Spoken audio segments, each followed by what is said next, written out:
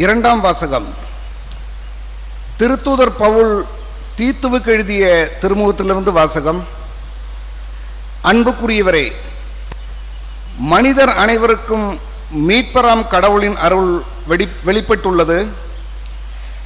நாம் இறைப்பற்றின்மையையும் உலக சார்ந்த தீய நாட்டங்களையும் மறுத்து கட்டுப்பாடுடனும் நேர்மையுடனும் இறைப்பற்றுடனும் இம்மையில் வாழ இவ்வருளால் பயிற்சி பெறுகிறோம்.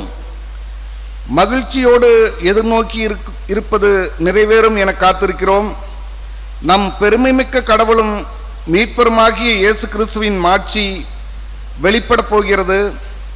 அவர் நம்மை எல்லா நெறிகேடுகளிலிருந்தும் மீட்டு நற்செயல்களில் ஆர்வமுள்ள தமக்குரிய மக்களாக தூய்மைப்படுத்த தம்மையே ஒப்படைத்தார்.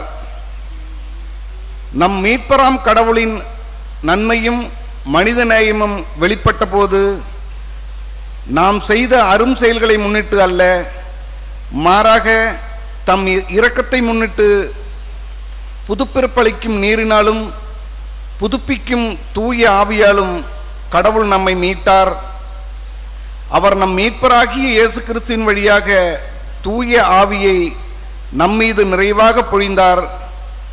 நாம் அவரது அருளால் அவருக்கு ஏற்புடையவர்களாகி நாம் எதிர்நோக்கி இருக்கும் நிறைவாழ்வை உரிமை பேராக பெறும் பொருட்டே இவ்வாறு செய்தார்.